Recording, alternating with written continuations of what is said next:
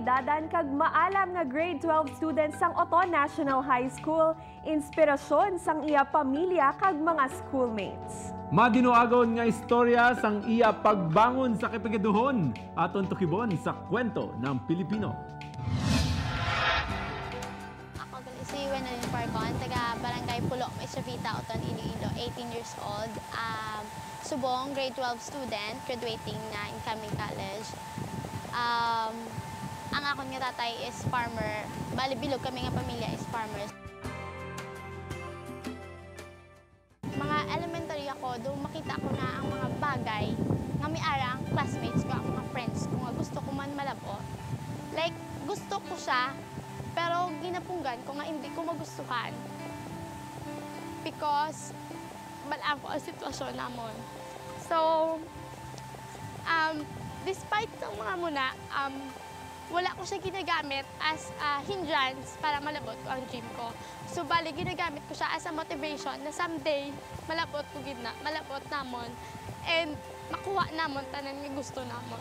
Ito ginatinguan niya, gid nga malabot, niya gid ang iyong sa nanu kabudlay. Isipon mo pagka sa akagahon, mangutan kami may eskwela pa na pagaga. Gapananom kami sa uma, so, ang amon nga utan is ang tugabang, and kinanglan namon siya nga harvest aga pa because aga pa man ginabaligya sa super. Alas City, alas 6, sugod kami pangutan, hasta alas 10 sa kagahon. Gapangutan kami around hasta 10 sa gabi and aga pa mga 1. Alauna sang kagahon, ngutan naman kami, hasta na magaga. Sabado, Domingo, nagapamaligya kami sa super para makabulig sa may mga galastuhon. Biskan sa ako na lang ang mga galastuhon, at least makabuhin-buhin bala. Perti ang pangabudlay ginamon na ang kabikaduhon ka nagyan namon. Actually, dream ko is maging doktor. And at the same time, dream ko nga maging artista. So, as I see myself 5 to 10 years from now, maybe I am a working student. Are, isa sa mga biggest step kagin take ko para malabot ko gid ang pagiging artista ko. So, first audition. Naiisip ko nga minsan na kumprutahin ko kayong nanay ko, yung tipong wala kang kwentang ina! Lahat ng kinikita ko ipinagwawadas mo! Kakahuya ko nga makitaan ko nila sa muna nga sitwasyon.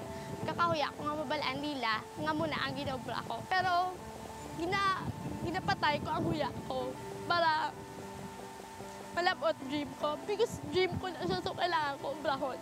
And subong nga panahon, naisip ko nga mahuya ko. Kaya ginaubra ko man siya para sa self ko. Kag maayo man ang ginaubra ko kaya makabulig ako sa family ko, sa financially makabulig ako. And the same time, physically, kaya balaan ko nga nakapoy man sila. So, kinala ko man niya mag-ubra sang part ko.